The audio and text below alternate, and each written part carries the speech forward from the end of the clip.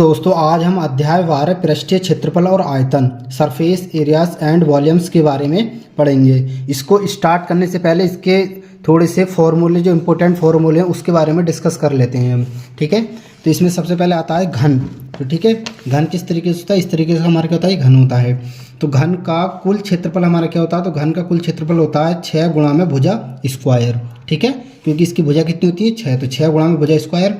और number 2 formula, घन का बाहरी क्षेत्रफल क्या होता है, तो 4 गुणा में भुजा स्क्वायर घन का बाहरी क्षेत्रफल होता है। तीसरा फॉर्मूला, घन का आयतन कितना होता है, तो घन का आयतन होता है भुजा की घात 3। ठीक है, और घन का विकर्ण, तो घन का विकर्ण होता है रूट में 3 और भुजा, ठीक है, गुणा में भुजा। अब पढ़ लेते हैं हम घनाभ के बारे में थोड़ा। तो घनाभ कुछ हमारा इस तरीके का होता है।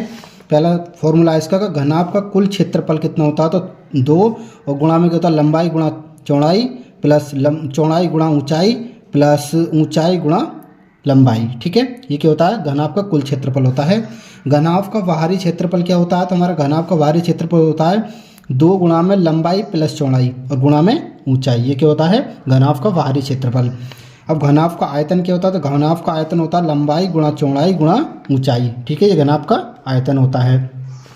घनाभ का विकर्ण क्या होता है, तो घनाभ का विकर्ण होता है रूट में लंबाई का स्क्वायर प्लस चौड़ाई का स्क्वायर प्लस ऊंचाई का स्क्वायर। ये होता है घनाभ का विकर्ण होता है। अब हम बेलन के बारे में पढ़ लेते हैं। तो बेलन कुछ हमारा इस टाइप का होता है। तो यहाँ पर लिखा हुआ बेलन, ये तो यहाँ पर दिया, ये बेलन दिया हुआ है। यहाँ पर ये बेलन की त्रिज्या होती है। ठीक है, और ये बेलन की ऊंचाई होती है। ठीक है, और ये कौन सा बेलन है हमारा, ये ठोस बेलन है। ठीक है, बेलन किस प्रकार का, हमारा ठोस बेलन है ये। तो बेलन का क्षेत्रफल या बेलन का वक्रपृष्ठ भी बोल सकते हैं। तो बेलन का वक्रपृष्ठीय क्षेत्रफल कितना होता है, 2πr(h) होता है। ठीक है, और बेलन का कुल पृष्ठीय क्षेत्रफल कितना होता है, तो बेलन का कुल पृष्ठीय क्षेत्रफल यदि हम निकालेंगे तो बेलन का वक्रपृष्ठ, ठीक है, 2πr(h) और प्लस में क्या और कर देंगे हम, πr² प्लस में πr²। यानी कि ये क्या होता है, वृत्त का क्षेत्रफल, यानी कि ऊपर एक वृत्त इसमें जुड़ा हुआ होता है और एक नीचे एक वृत्त जुड़ा हुआ होता है। तो हमने 2 वृत्त यहाँ पर ये ऐड कर दिए, किसमें, बेलन के वक्रपृष्ठ में। यदि हम 2 वृत्त और ऐड कर देंगे तो क्या हो जाएगा, बेलन का कुल पृष्ठीय क्षेत्रफल हो जाएगा। अब यहाँ से हम इसे इस तरीके से भी लिख सकते हैं। यहाँ से हम 2πr, ठीक है, 2πr(h) प्लस πr² और एक πr² कितने में, 2πr² हो जाएंगे। ठीक है, यहाँ से हम 2πr कॉमन ले लेंगे, तो यहाँ से 2πr कॉमन लेंगे, यहाँ से बचेगा h और प्लस का, यहाँ से 2πr कॉमन लेंगे तो एक r बचेगा और यहाँ पे कितना बचेगा, h प्लस का r। तो इसे हम इस तरीके से भी लिख सकते हैं कि 2πr और ब्रैकेट में h प्लस का r गुणा में। ठीक है, ये। अब बेलन का आयतन क्या होता है, तो बेलन का आयतन होता है πr²h, ही बेलन का आयतन होता है। अब पढ़ लेते हैं हम खोखले बेलन के बारे में। तो खोखला बेलन, ठीक है, खोखले बेलन में क्या होता है कि ये चारों तरफ से, यहाँ से ये क्या नाम है, ठोस होता है और बीच में क्या होता है, ये खाली होता है। जैसे हम क्या बोलते हैं, खोखला बेलन। इसमें 2 त्रिज्याएं होती है, एक होती है r और एक होती है कैपिटल R। ठीक है, इसकी 2 त्रिज्याएं होती हैं। तो यहाँ पर हम खोखले बेलन का कुल क्षेत्रफल कितना होता है, खोखले बेलन का कुल क्षेत्रफल होता है 2π और ब्रैकेट में r प्लस का r और गुणा में होता है h प्लस का कैपिटल R माइनस का स्मॉल r। ठीक है, दूसरा फॉर्मूला, खोखले बेलन का वक्र पृष्ठीय क्षेत्रफल कितना होता है, तो 2πh और ब्रैकेट में capital R plus small r। तीसरा फॉर्मूला इसका, खोखले बेलन का आयतन कितना होता है, तो 2πh और ब्रैकेट में capital R plus small r गुणा में h। ठीक है, ये इसका फॉर्मूला हो गया। अब हम पढ़ लेते हैं थोड़ा शंकु के बारे में। तो देखिए शंकु के बारे में पढ़ेंगे हम लोग। तो शंकु किस तरीके का होता है, तो शंकु हमारा इस तरीके का होता है। ठीक है, यहाँ पर ये शंकु की क्या होती है, ऊंचाई होती है, और ये वाली क्या होती है, तिर्यक ऊंचाई, जिसे हम L से लिखते हैं। और ये क्या होती है हमारे यहाँ से यहाँ तक, ये शंकु की त्रिज्या होती है। ठीक है, तो शंकु की तिर्यक ऊंचाई L, इसका फॉर्मूला होता है रूट में r² प्लस h²। ठीक है, r क्या है यहाँ पे त्रिज्या है और h क्या हमारे यहाँ पर ऊंचाई है और l क्या हमारे यहाँ पे तिर्यक ऊंचाई निकाल रहे हैं। तो शंकु का वक्र पृष्ठीय क्षेत्रफल क्या होता है, तो शंकु का वक्र पृष्ठीय क्षेत्रफल होता है πrl। ठीक है, तीसरा फॉर्मूला इसका, शंकु का कुल पृष्ठीय क्षेत्रफल क्या होता है, तो πrl प्लस πr²। यहाँ से यदि हम πr कॉमन ले लेंगे तो अंदर कितना हो जाएगा, l प्लस का, यहाँ से l बच जाएगा, यहाँ से r बच जाएगा, तो l प्लस का r। शंकु का आयतन कितना होता है, तो शंकु का आयतन होता है 1/3 πr²h, शंकु का आयतन होता है। अब पढ़ लेते हैं हम गोला के बारे में। यानी कि गोला कैसा हमारे, बिल्कुल ये ठोस है। तो गोले का क्षेत्रफल, ये गोले की त्रिज्या है। ठीक है, तो गोले का क्षेत्रफल कितना होता है, 4πr² और गोले का आयतन कितना होता है, 4/3 πr³।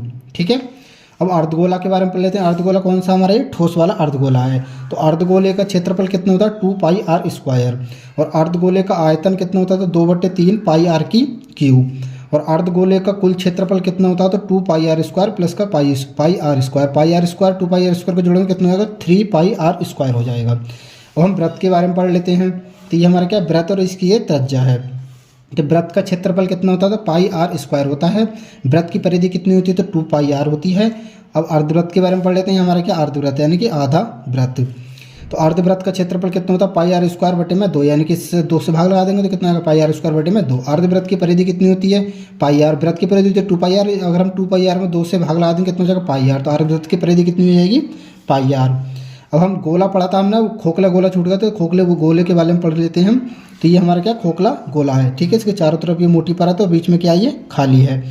तो गोले का बाहरी क्षेत्रफल यानी खोखले गोले का बाहरी क्षेत्रफल कितना होता है, 4πr², यानी कि इसका क्षेत्रफल, ठीक है। खोखले गोले का बाहरी क्षेत्रफल 4πr²।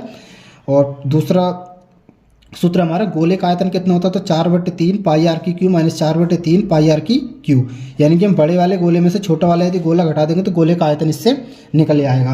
अब हम एक्सरसाइज की तरफ बढ़ते हैं। देखिए देखते हैं प्रश्नावली 12 पॉइंट है। इसमें हमारा पहला प्रश्न है कि एक खिलौना त्रिज्या 3.5 सेंटीमीटर वाले एक शंकु के आकार का है जो उसी त्रिज्या वाले एक अर्धगोले पर अध्यारोपित है। इस खिलौने की संपूर्ण ऊंचाई 5.5 सेंटीमीटर है। इस खिलौने का संपूर्ण पृष्ठीय क्षेत्रफल ज्ञात कीजिए। तो इसे हल कर लेते हैं हम। देखिए तो हल कर लेते हैं हम। एक्सरसाइज है हमारी 12.1 का पहला प्रश्न। इसमें हमें दिया हुआ कि एक खिलौना जिसकी त्रिज्या कितनी 3.5 सेंटीमीटर वाले एक शंकु के आकार का है, ठीक है। और आगे बोल रहा है कि जो उसी त्रिज्या वाले एक अर्धगोले पर अध्यारोपित है। इस खिलौने की संपूर्ण ऊंचाई 15.5 है। तो इस खिलौने का संपूर्ण पृष्ठीय क्षेत्रफल हमें ज्ञात करना। तो लिखेंगे सबसे पहले हमें जो दिया है इसमें कि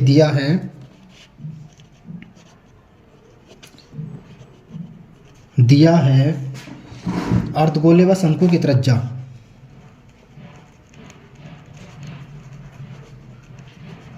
अर्धगोले व शंकु की त्रिज्या r बराबर 3.5 सेंटीमीटर, ठीक है। इसमें जो बोला था हमने वो चित्र बना लिया। इसमें बोला था कि एक खिलौना की त्रिज्या 3.5 सेंटीमीटर वाले एक शंकु के आकार का है, ठीक है। शंकु के आकार का क्या हमारा एक खिलौना है जो उसी त्रिज्या वाले एक अर्धगोले, अर्धगोला हमारा ये है और इसी पे अध्यारोपित यानी कि इसके ऊपर रखा हुआ है, ठीक है। तो त्रिज्या हमारी कितनी दी है 3.5 सेंटीमीटर, यानी कि इसकी त्रिज्या भी हमारी कितनी है, ये इसकी त्रिज्या की बात करें तो ये भी हमारी कितनी है 3.5, ठीक है। और अगर खिलौने की त्रिज्या की बात करें हम, ठीक है, तो खिलौने की त्रिज्या कितनी है हमारी, ये भी कितनी है 3.5, ठीक है। और लिखेंगे हम शंकु की ऊंचाई, शंकु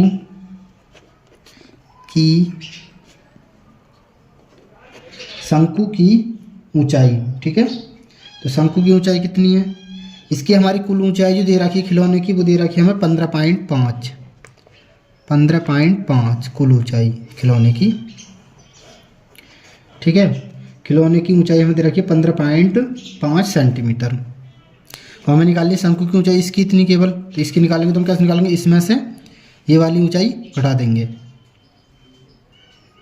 ठीक है। इसमें से हम त्रिज्या घटा देंगे कितनी 3.5, क्योंकि इसकी ऊंचाई जो है ये अर्धगोले की ऊंचाई यानी कि त्रिज्या कितनी है हमारे 3.5। तो इसमें से हम ये घटा देंगे। तो लिखेंगे शंकु की ऊंचाई यानी कि h बराबर क्या करेंगे हम 15.5 और माइनस खिलौने की ऊंचाई को हम घटा देंगे तो शंकु की ऊंचाई हमें मिल जाएगी। खिलौने की ऊंचाई कितनी है 3.5 बराबर 5 में से 5 किए तो 0 पॉइंट किए कि 5 में 3 गए तो 2 और 1 का 1 तो 12.0 सेंटीमीटर आ जाएगी क्या शंकु की ऊंचाई, ठीक है। अब हमें शंकु की ऊंचाई मिल गई, ये वाली ऊंचाई मिल गई, ठीक है शंकु की। तो अब हम क्या निकाल देंगे, हम निकाल देंगे शंकु की तिर्यक ऊंचाई, यानी कि हमें शंकु की ऊंचाई मिल गई है 12 सेंटीमीटर ये। अब हम शंकु की तिर्यक ऊंचाई ये वाली निकाल देंगे, ये जो होती है, ठीक है, इस तरीके से L। तो हम लिखेंगे शंकु की तिर्यक ऊंचाई, शंकु की तिर्यक ऊंचाई यानी कि L बराबर क्या फॉर्मूला होता है तिर्यक ऊंचाई का, हमने बताया था आपको h² प्लस r²। तो L बराबर h का मान कितना है 12, ठीक है, तो 12 रख देंगे प्लस 12 का स्क्वायर करेंगे प्लस r का मान कितना है तो 3.5 का स्क्वायर कर देंगे। ठीक है, इसे आगे हल कर लेंगे तो ये हमारे पास आ जाएगा L बराबर 12 का वर्ग कितना होता है 144, और पॉइंट हटा देंगे अभी तो 35 का वर्ग कितना होता है, 35 का वर्ग होता है हमारा 1225। पॉइंट कितने के बाद में 2 के बाद में, तो 2 के बाद में फिर हम पॉइंट लगा देंगे। ठीक है, हल कर लेंगे आगे तो L बराबर कितना आ जाएगा, इन्हें जोड़ लेंगे हम। ठीक है, 144 और कितना जोड़ेंगे इसमें 12.25, पॉइंट नहीं है पॉइंट लगा लेंगे, 2 जीरो बढ़ा लेंगे पॉइंट के बाद में, तो 505, 202, 2 और 4 6, 1 और 4 5 और 1 का 156 पॉइंट कितने आएंगे 25, तो 156.25। ठीक है, शंकु की हमारी त्रिज्या ऊंचाई आ गई। अभी हम क्या करेंगे, यहाँ से पॉइंट हटाएंगे, ये बटे में लगा लेंगे 100। ठीक है, पॉइंट के एक लगता है और जितनी संख्या होती है उसके बाद उतने जीरो लगा लेते हैं। ठीक है, अब आगे हल कर लेंगे तो L बराबर कितना जाएगा हमारा ये 156.25 बटे में 100, तो ये 15,625 कितने का वर्गमूल होता है, या तो इसे काट लेते हैं हम, हाँ नहीं 15,625 हमारा होता है 125 का वर्गमूल होता है ये, तो L बराबर हम कितना लिख सकते हैं 125, और 100 कितने का वर्गमूल होता है 10 का होता है ये। ठीक है, तो इसे 5 से काट लेंगे हम, 5 दूनी 10 बचे कितने 2 हो गए 25, तो 5 हम 25, 5 से काटेंगे 5 दूनी 10 कितना ये 25 बटे में 2, 25 बटे 2 से भाग लाएंगे इसे, 25 से कितनी बार जाएगा 2 एकम 2 और 2 दूनी 4 बचा 1, पॉइंट लगाएंगे उतार लेंगे 0 और 10 होगा 2 पंजे 10, तो L बराबर यहाँ त्रिक मुझे कितनी आएगी 12.5। ठीक है, 12.5 और किस चीज़ में आएगी सेंटीमीटर में। शंकु की ये त्रिक ऊंचाई आ गई हमारी। और हम निकालेंगे अतः बर्तन का संपूर्ण पृष्ठीय क्षेत्रफल। ठीक है, हमें इस बर्तन का संपूर्ण पृष्ठीय क्षेत्रफल निकालना, तो लिखेंगे बर्तन का संपूर्ण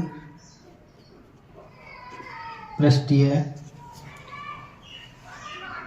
यहाँ पे बर्तन नहीं खिलौने लिखेंगे क्योंकि खिलौने का ही पूछा है हमसे, तो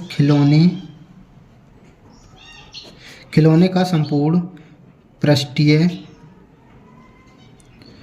क्षेत्रफल, खिलौने का संपूर्ण पृष्ठीय क्षेत्रफल बराबर शंकु का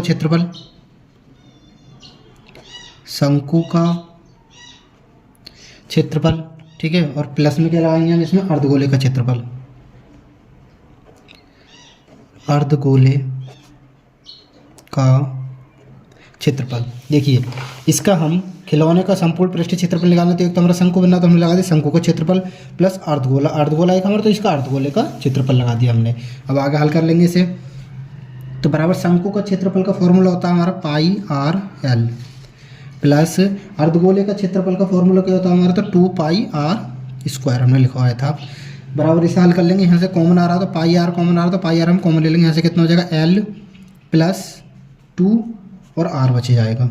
ठीक है, बराबर पाई का मान हम कितना लगा देंगे 22 बटे में 7 गुणा r का मान कितना, त्रिज्या कितनी है हमारी 3.5 है, और l त्रिज्या ऊंचाई हमारी कितनी आई थी, तो 12.5 आई थी, प्लस 2 और गुणा में r का मान कितना है, तो हमारा 3.5 है।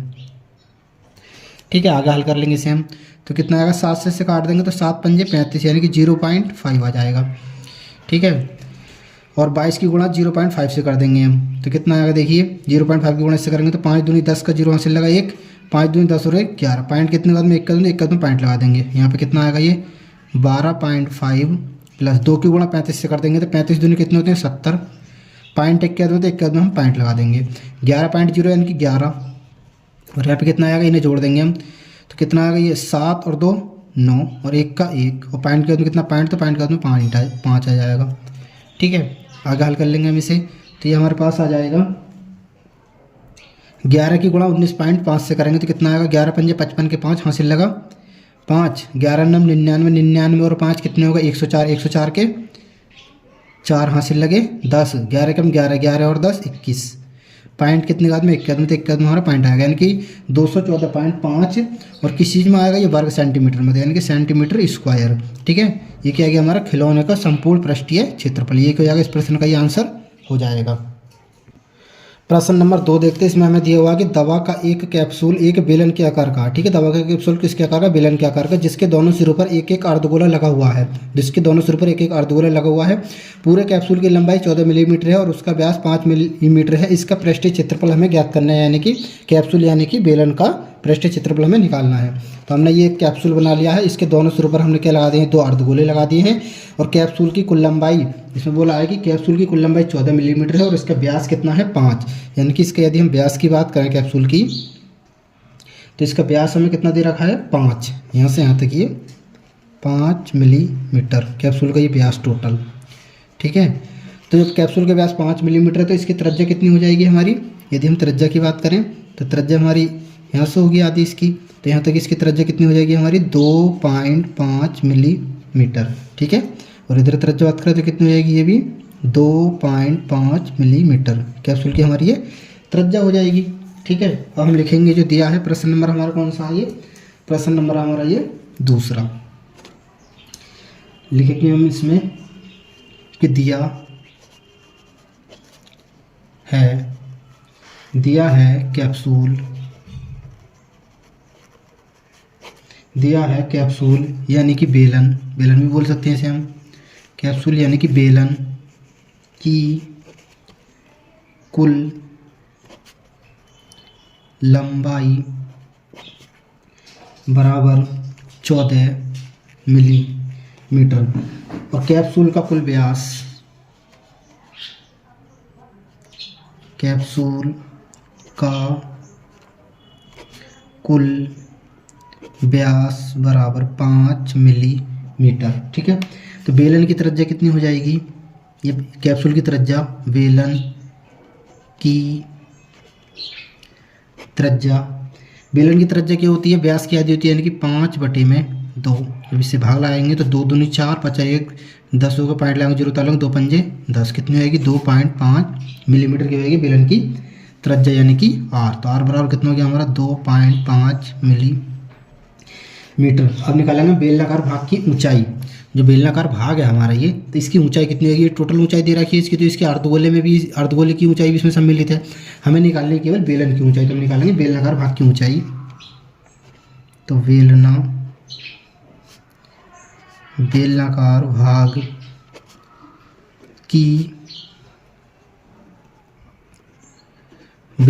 की ऊंचाई बराबर कितना आएगा, 14 माइनस का दोनों अर्धगोला की क्या हमारी त्रिज्या, अर्धगोले की त्रिज्या और ऊंचाई क्या होती है, सेम होती है। तो अर्धगोले की त्रिज्या, इस अर्धगोले की त्रिज्या कितनी है, 2.5, प्लस क्या कर देंगे इस वाले अर्धगोले की त्रिज्या यानी कि 2.5, त्रिज्या यानी कि ऊंचाई, दोनों अर्धगोलों की ऊंचाई क्या करेंगे हम, इस टोटल ऊंचाई में से ये हम घटा देंगे, तो क्या पता चल जाएगी हमें, इस बेलन की ऊंचाई के बारे में हमें पता चल जाएगा। लिखेंगे बराबर 14 माइनस का 5 और 5 10 का 0 हासिल लगा, 1 2 और 2 4 और 1 5, तो 5 पॉइंट कितना आएगा, 0 बराबर 14 में से 5 गए तो कितने बचे, 9 मिलीमीटर, यानी कि बेलन की ऊंचाई कितनी आ गई हमारी, 9 मिलीमीटर, ठीक है, इतनी, यानी कि 9 मिलीमीटर यहाँ तक केवल ये, ठीक है। इन गोलों की ऊंचाई हमने इसमें से ये कम कर दी है। अब आगे हल करेंगे हम, आगे हमसे पूछा था इसमें कैप्सूल का पृष्ठीय क्षेत्रफल, बेलन का पृष्ठीय क्षेत्रफल निकाल देंगे हम। अब इसका तो लिखेंगे हम कैप्सूल यानी कि ब्रैकेट में लिख देंगे बेलन का पृष्ठीय क्षेत्रफल। तो बेलन का पृष्ठीय क्षेत्रफल निकालेंगे तो हम क्या लिखेंगे, बराबर बेलन का क्षेत्रफल,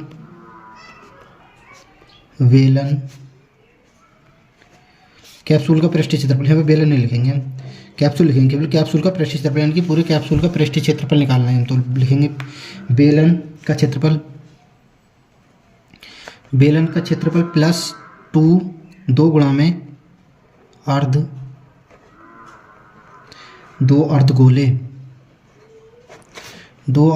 का क्षेत्रफल।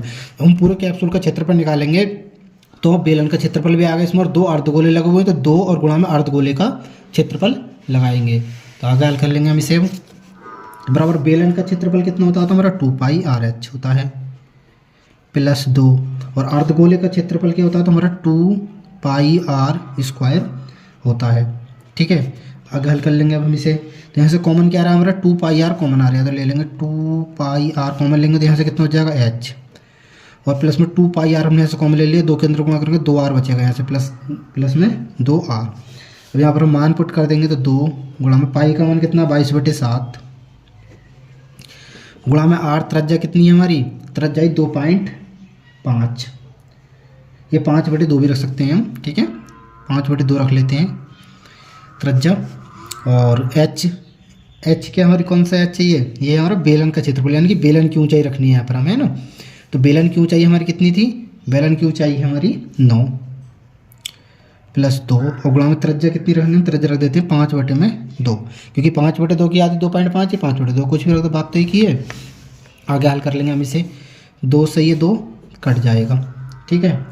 तो आगे कितना हो जाएगा 22 गुणा में 5/7, तो यह आ जाएगा 22 की गुणा 5 से कर देते हैं, तो 5 दूनी 10 का 0 हासिल लगा, 1 5 दूनी 10 और 11, 110/7, और यहाँ से आ जाएगा ये 9 + 2, और गुणा में 5/में क्या हमारा 2, तो 2 से हम 2 काट सकते हैं इसे, 9 की गुणा 5 से कर देंगे, तो कितना आ जाएगा 9 पंजे 45 बराबर कितना आ जाएगा। आगे हल कर लेंगे हम इसे, तो 45 की गुणा हम 110 से करेंगे।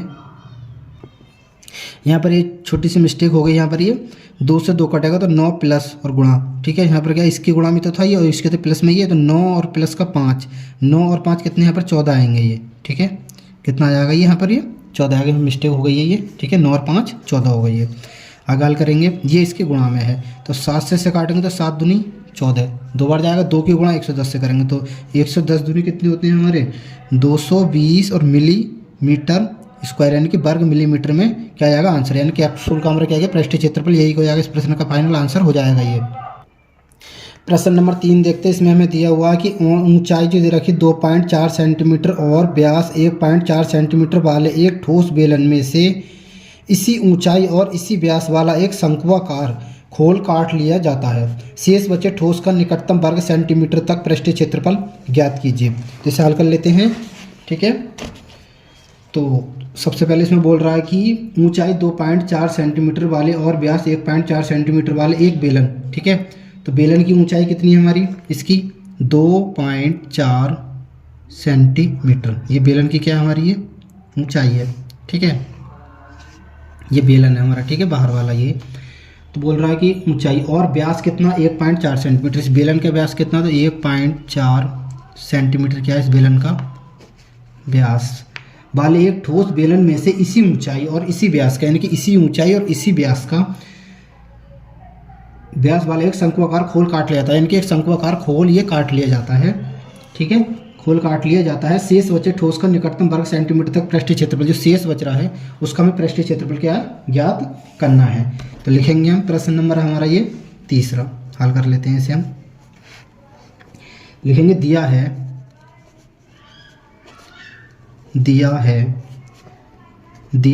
शंकु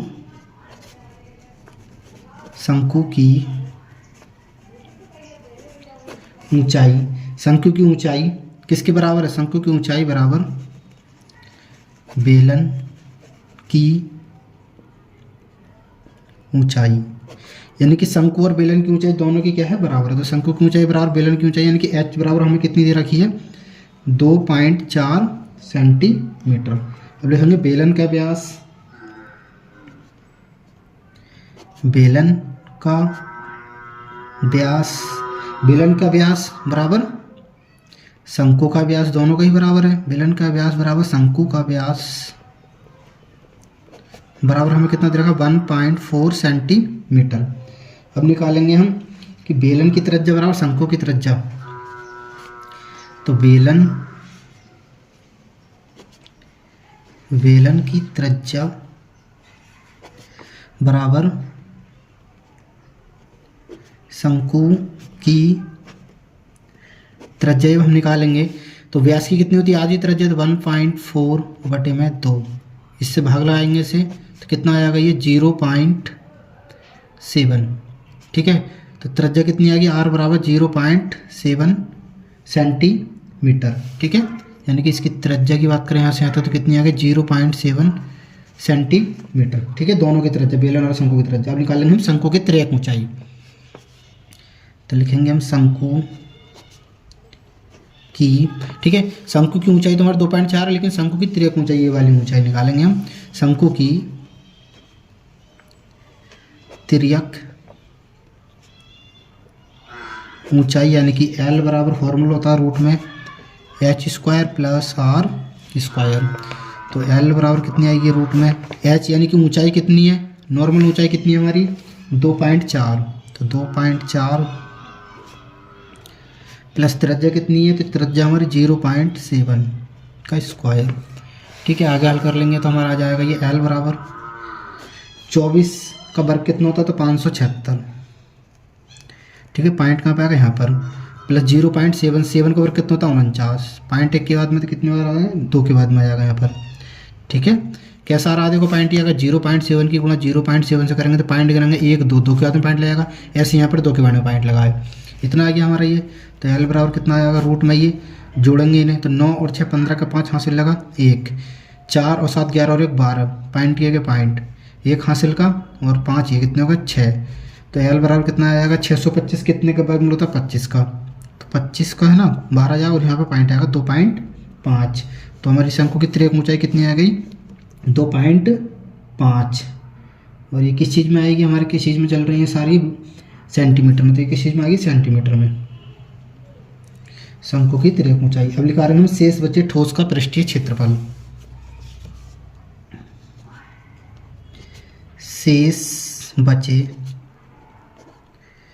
ठोस का पृष्ठीय क्षेत्रफल बराबर बेलन का क्षेत्रफल, बेलन का क्षेत्रफल प्लस शंकु का क्षेत्रफल, बेलन का क्षेत्रफल प्लस शंकु का, बेलन का क्षेत्रफल प्लस शंकु का क्षेत्रफल प्लस बेलनाकार भाग के आधार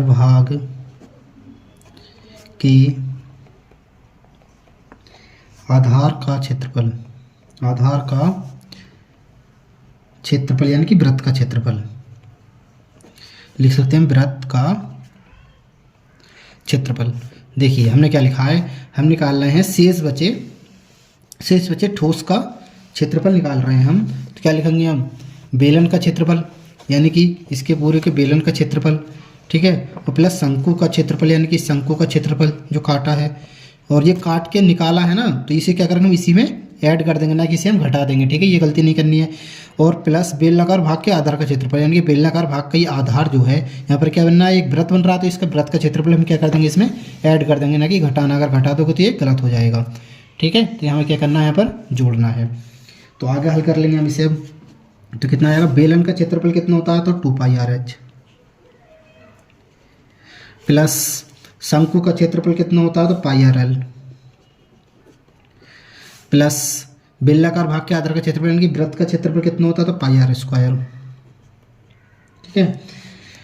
आगे हल कर लेंगे तो यहाँ से हमारा πr सब में से कॉमन आ रहा है, तो πr कॉमन ले लेंगे, अंदर क्या बचा हमारा 2 और h, प्लस यहाँ से l, प्लस यहाँ से r, ठीक है, इतना बच गया। अब यहाँ पर मान रख देंगे, तो पाई का मान कितना होता है 22/7, और गुणा त्रिज्या कितनी हुई है, तो हमारी त्रिज्या दे रखी थी इसमें 0.7, अंदर 2 गुणा में h क्या है 2πRh, यानी कि बेलन की ऊंचाई, तो बेलन की ऊंचाई कितनी है हमारी 2.4 प्लस शंकु की तिर्यक ऊंचाई यानी कि L हमने कितना निकाला था, तो 2.5, प्लस त्रिज्या कितनी है हमारी, तो 0.7, ठीक है। अब इसे हल कर लेंगे हम, तो आ जाएगा 7 से काटेंगे तो 7 एकम 7 यानी कि 0.1, 22 की गुणा 1 से करेंगे तो 22, और पॉइंट का आ जाएगा इसके बीच में, तो 2.2 आ जाएगा, ठीक है। अंदर कितना आएगा, 2 की गुणा से करेंगे तो 2 चौक 8 और 2 दूनी 4, पॉइंट कितने एक के बाद में, तो एक के बाद में, प्लस इन्हों को जोड़ देंगे तो कितना आएगा 5 और 7 12, 5 और 7 12 के 2 हाथ से लगा 1 और 2 3, तो कितना आएगा ये 3.2 आ जाएगा। आगे हल कर लेंगे कितना आएगा 2.2, इन्हें जोड़ देंगे तो 8 और 2 10 का 0 हासिल लगा 1, ठीक है, 8 और 2 10 का 0 हासिल लगा 1, 3 और 4 7 और 1 हासिल लगा 8, तो 8 पॉइंट कितना आएगा 0, ठीक है, और ये क्या गुणा में है, 2.2 की गुणा 8 से कर देंगे, 8.0 यानी कि 8, तो इसकी गुणा करेंगे तो कितना आएगा, 8 दूनी 16 के 6 से लगा 1, 8 दूनी 16 और 1 17, तो कितना आएगा 17.6। ठीक है, और ये किस चीज़ में आ जाएगा, वर्ग सेंटीमीटर में। ये क्या हो जाएगा, इस प्रश्न का फाइनल आंसर हो जाएगा। ठीक है, प्रश्न नंबर 4 देखते हैं। इसमें हमें दिया हुआ कि भुजा 7 सेंटीमीटर वाले एक घनाकार ब्लॉक के ऊपर एक अर्धगोला रखा हुआ है, अर्धगोले का अधिकतम व्यास क्या हो सकता है। ठीक है, इस प्रकार बने ठोस का पृष्ठीय क्षेत्रफल ज्ञात कीजिए। तो इसे हल कर लेते हैं। प्रश्न नंबर हमारा ये 4। ठीक है, तो इसमें हमें क्या, एक घन दिया हुआ है और घन के ऊपर क्या दिया हुआ है, एक अर्धगोला रखा हुआ है, तो हमने अर्धगोला ये रख दिया है। ठीक है, तो हम हल करेंगे इसे। तो इसका हम पहले पार्ट 1 निकाल लेते हैं। पार्ट 1 में यानी कि हम क्या निकालेंगे, पूछा हमसे कि अर्धगोले का अधिकतम व्यास क्या है। ठीक है, तो लिख देंगे पार्ट 1, यानी कि अर्धगोले का अधिकतम व्यास निकालेंगे। पहले हम तो लिखेंगे अर्धगोले का अधिकतम व्यास, अर्धगोले का अधिकतम, अर्धगोले का अधिकतम व्यास यानी कि सबसे बड़ा व्यास। ठीक है, अधिकतम व्यास यानी कि ब्रैकेट में लिखेंगे हम सबसे बड़ा व्यास, सबसे बड़ा व्यास कितना हो सकता है। इसमें हमें बोला है कि भुजा 7 सेंटीमीटर वाले एक घनाकार ब्लॉक, इसकी भुजाएं कितनी है हमारी, तो 7 सेंटीमीटर। सभी भुजाएं कितनी है, 7 सेंटीमीटर। ये भी 7 सेंटीमीटर, ये भी 7 सेंटीमीटर, ये भी 7 सेंटीमीटर है, और ये वाले भी कितनी है, 7 सेंटीमीटर है। तो अधिकतम व्यास कितना हो सकता है इसका, 7 सेंटीमीटर। ठीक है, बराबर लिख देंगे हम 7 सेंटीमीटर। तो इसकी त्रिज्या कितनी हो जाएगी, 7/2। ठीक है, अब निकालेंगे हम पार्ट 2। पार्ट टू में हमसे क्या बोला है, पार्ट 2 में पूछ रहा है कि इस प्रकार बने ठोस का पृष्ठीय क्षेत्रफल। तो निकालेंगे हम पृष्ठीय क्षेत्रफल, पृष्ठीय क्षेत्रफल बराबर घन का क्षेत्रफल। ठीक है, इस पूरे घन का क्षेत्रफल और प्लस अर्धगोले का क्षेत्रफल।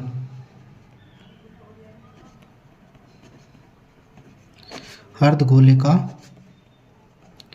क्षेत्रफल, और इसमें से क्या करेंगे, वृत्त का क्षेत्रफल घटा देंगे, वृत्त का क्षेत्रफल। ठीक है, आगे हल कर लेंगे इसे अब हम। तो घन का क्षेत्रफल क्या होता है हमारा, घन का क्षेत्रफल होता है 6 गुणा में भुजा स्क्वायर।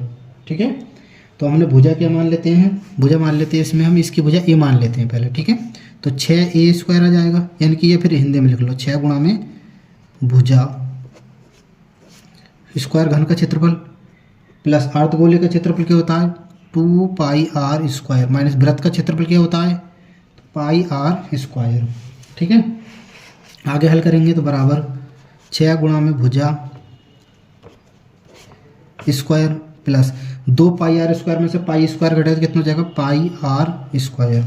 और यहाँ पर मान रख देते हैं, तो मान रखेंगे तो कितना आएगा, 6 गुणा में भुजा, भुजा हमें कितनी दे रखी है यहाँ पर, 7 दे रखी है, तो 7 का स्क्वायर प्लस पाई का मान कितना, 22/7, और गुणा आर का मान कितना रखेंगे हम, त्रिज्या कितनी है हमारी, 7/2, और स्क्वायर है तो 2 बार लिखेंगे, 7/2।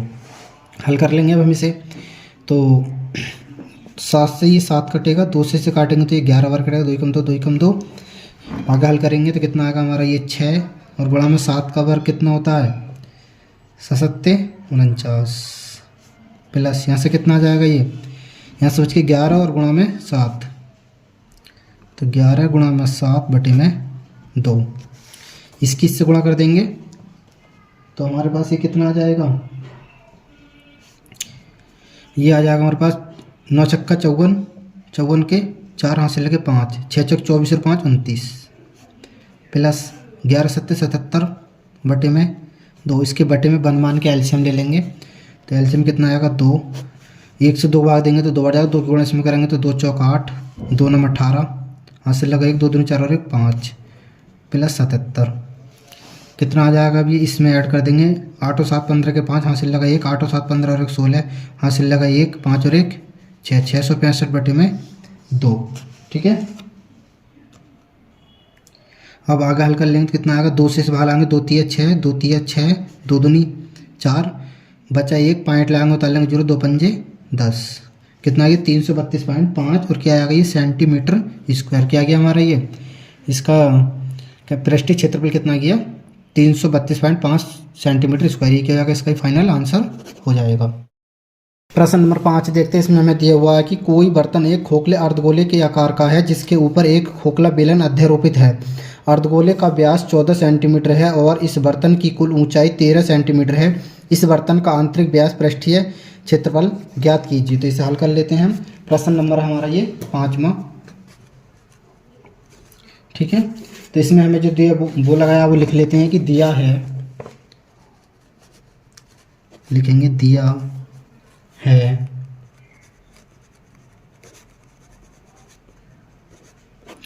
है अर्धगोले का व्यास बराबर 14 सेंटीमीटर, ठीक है। यहाँ पर हमने ये कि अर्धगोला बना लिया, यहाँ से यहाँ तक क्या हमारा ये अर्धगोला। तो इसका व्यास कितना दे रखा है हमें 14 सेंटीमीटर, ठीक है। तो अर्धगोले की त्रिज्या कितनी हो जाएगी यदि हम त्रिज्या निकालें। तो त्रिज्या की होती है व्यास की आधी, यानी कि 14/2, 14 से भाग 2 7 14, यानी कि 7। आर बराबर कितना आ गया 7 सेंटीमीटर। इसकी यदि हम त्रिज्या की बात करें अर्धगोले की, तो त्रिज्या कितनी होगी हमारी यहाँ से यहाँ तक ये त्रिज्या बराबर 7 सेंटीमीटर, ठीक है।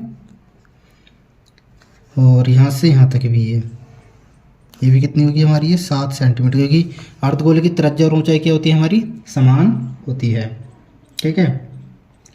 अब आगे हम निकालेंगे बेलन की ऊंचाई। यदि हम बेलन की ऊंचाई निकालें और हमें इसमें क्या बोला है, हमें इसमें टोटल ऊंचाई दे रखी है इसकी। ये कोई बर्तन एक खोखले अर्धगोले के आकार का है जिसके ऊपर एक खोखला बेलन अध्यारोपित है। इसके ऊपर क्या है खोखला बेलन अध्यारोपित है, ठीक है। अर्धगोले के ऊपर अध्यारोपित है। अर्धगोले का व्यास 14 सेंटीमीटर है और इस बर्तन की कुल ऊंचाई जो कितनी है 13 सेंटीमीटर, ठीक है। इसकी पूरी ऊंचाई बर्तन की 13 सेंटीमीटर। इस बर्तन का आंतरिक पृष्ठीय क्षेत्रफल, तो अब हम निकालेंगे इसमें बेलन की ऊंचाई। लिखेंगे बेलन की ऊंचाई यानी कि h। तो बेलन की ऊंचाई निकालने के लिए हमें क्या करना पड़ेगा, टोटल ऊंचाई में से अर्धगोले की ऊंचाई को हटाना पड़ेगा। तो 13 माइनस टोटल ऊंचाई 13 है और अर्धगोले की ऊंचाई यानी कि त्रिज्या कितनी 7, त्रिज्या और ऊंचाई बराबर होती हैं अर्धगोले की, तो माइनस कितना कर देंगे हम 7। तो h बराबर कितना आएगा 13, 13 में से 7 जाएंगे तो कितना हो जाएगा हमारे पास ये 6। तो ऊंचाई कितनी आ गई हमारी 6 सेंटीमीटर। अब लिखेंगे हम प्रश्नानुसार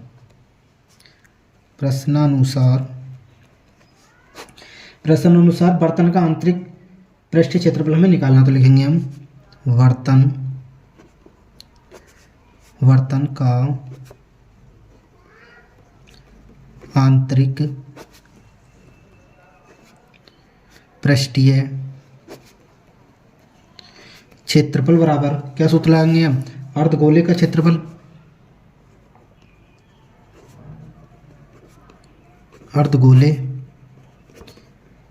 क्षेत्रफल यानी कि अर्धगोले का क्षेत्रफल और प्लस क्या कर देंगे हम इसमें बेलन का क्षेत्रफल,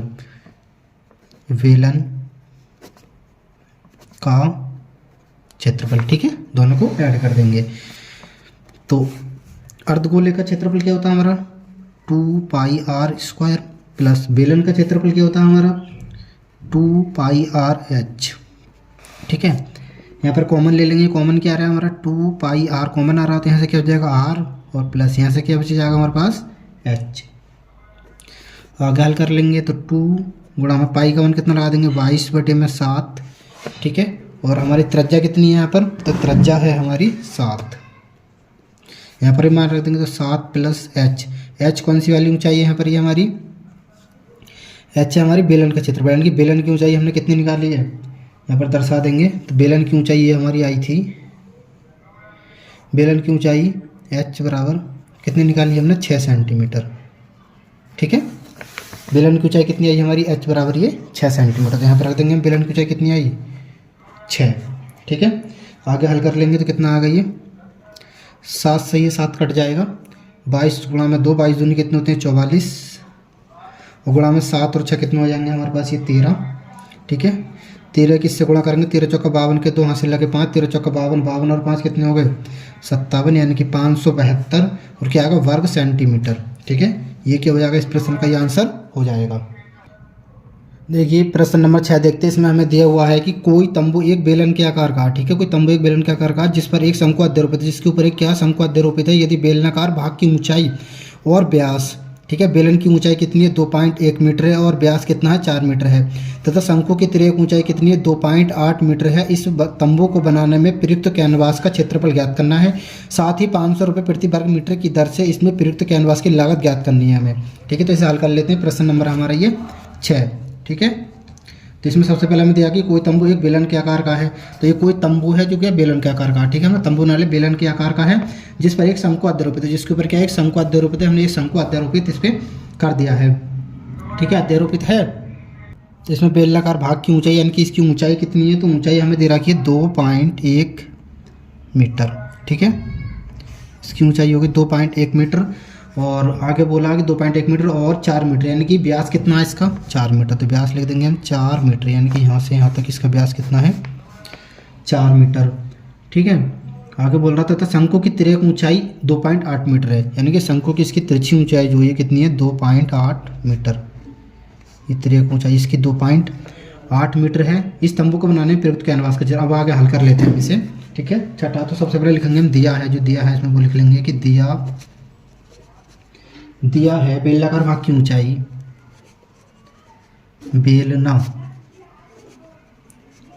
बेलनाकार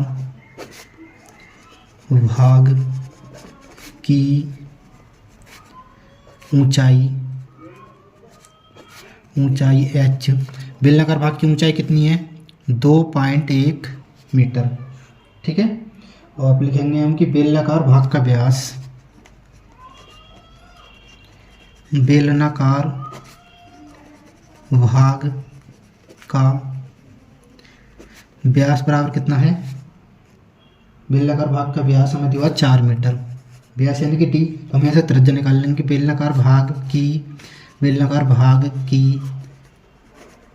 त्रिज्या यानी कि आर, ये डी है। ठीक है, तो त्रिज्या की होती है व्यास क्या है यानी कि 4/2, 2 दूनी 4, तो आर बराबर कितना आएगा 2 मीटर। ठीक है, तो बेलनाकार भाग की त्रिज्या दर्शा देते हैं हम, ये यहाँ से लेके यहाँ तक इसकी त्रिज्या कितनी हो गई 2 मीटर, यहाँ पर नीचे भी कितनी हो जाएगी हमारी ये बेलनाकार भाग की त्रिज्या यदि निकालेंगे हम यहाँ से लेके यहाँ तक, तो ये कितनी होगी 2 मीटर। ठीक है, बेलनाकार भाग की त्रिज्या हो गई है। आगे निकालेंगे अब हम, तो शंकुआकार भाग की तिर्यक ऊंचाई, शंकुआकार भाग की तिर्यक ऊंचाई में कितनी दे रखी है वो लिख लेंगे हम कि शंकुआकार भाग की तिर्यक ऊंचाई को हम कैसे लिखते हैं एल बराबर कितनी है हमारी 2.8 मीटर। ठीक है, तिर्यक ऊंचाई एल बराबर 2.8 मीटर। अब निकालेंगे हम कैनवास का क्षेत्रफल, पूरे कैनवास का हम क्षेत्रफल निकालेंगे, तो लिखेंगे कैनवास का क्षेत्रफल,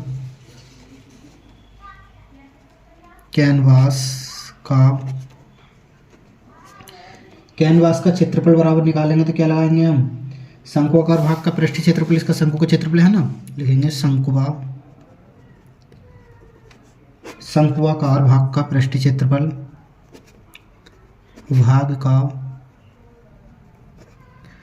पृष्ठीय क्षेत्रफल प्लस बेलनाकार भाग का पृष्ठीय क्षेत्रफल, बेलन जो है, तो लिखेंगे बेलनाकार भाग का पृष्ठीय क्षेत्रफल,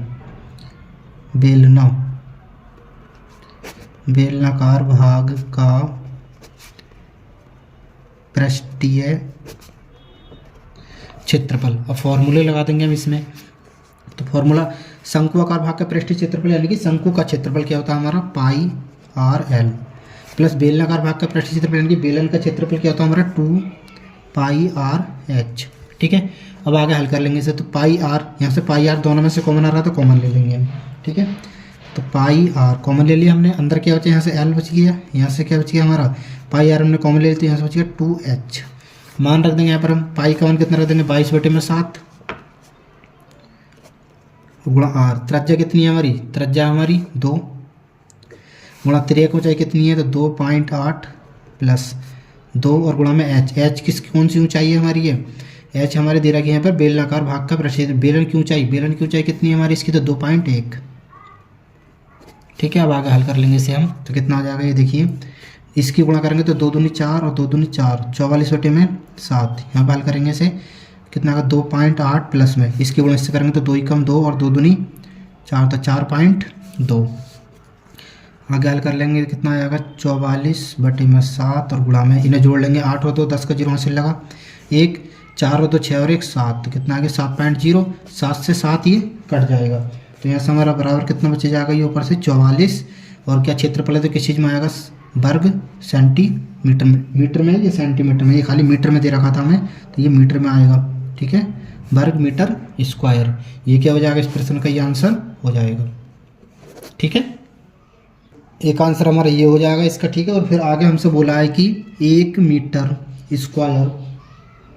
square canvas, 1 metre square canvas की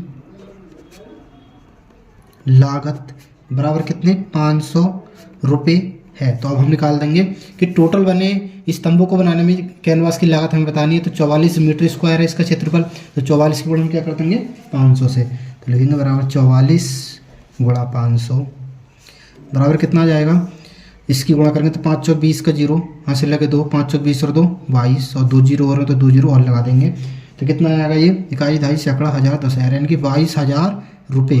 ठीक है, इसे टोटल बनाने में खर्च आएगा, ये इसका हो जाएगा इसका, ये भी इसका आंसर होगा, दोनों इसके ही आंसर हो जाएंगे। प्रश्न नंबर 7 देखते हैं, इसमें हमें दिया हुआ है कि 8.25 मीटर ऊंचाई का एक लंबवृत्तीय बेलन के आकार का एक टेंट है। ठीक है, लंबवृत्तीय बेलन के आकार का क्या हमारा टेंट है, और आगे बोला है कि जिसके आधार का व्यास 30 मीटर है, इसके आधार का व्यास जो है कितना है 30 मीटर। ठीक है, ऊंचाई 5.5 मीटर, इसकी ऊंचाई कितनी है तो 5.5 मीटर है। यह एक लंब वृत्ताकार शंकु से घिरा हुआ है, एक लंब वृत्ताकार शंकु से क्या ये घिरा हुआ है, जिसका आधार समान है, जिसका आधार क्या हमारा ये समान है, जिसकी 45 रुपये प्रति वर्ग मीटर की दर से लगने वाले कैनवास का खर्च ज्ञात कीजिए। ठीक है, इसे हल कर लेते हैं, प्रश्न नंबर हमारा ये 7वां। तो सबसे पहले लिख लेंगे कि बेलनाकार टेंट के आधार का व्यास, बेलनाकार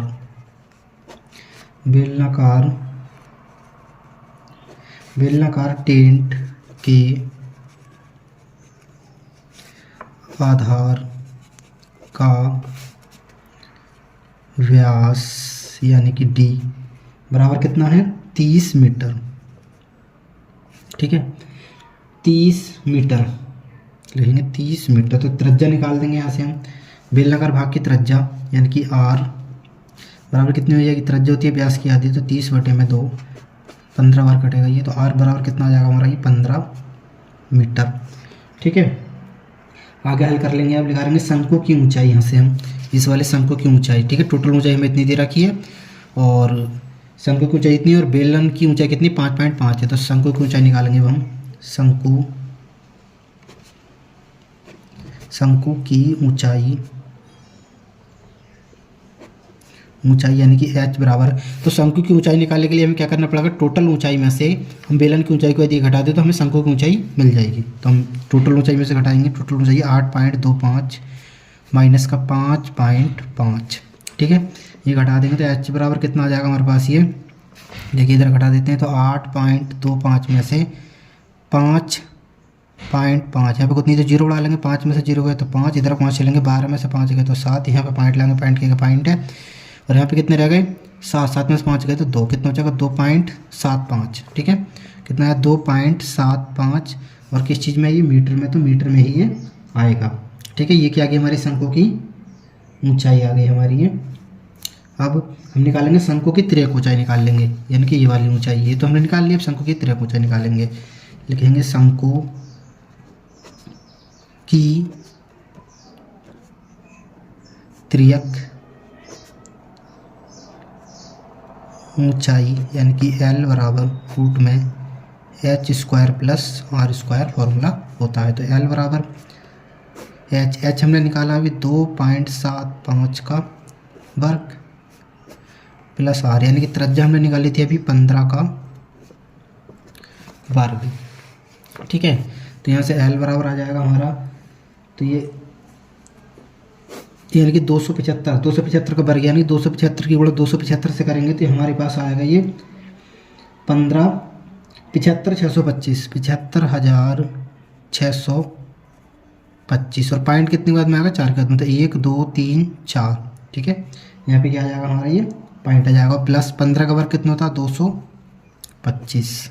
आगे हल कर लेंगे तो एल बराबर हमारे पास आ जाएगा ये, इन्हें जोड़ेंगे हम तो कितना आएगा 5 और 7 कितने होते हैं 5 और 7 12, हासिल लगा 1 1 और 2 3।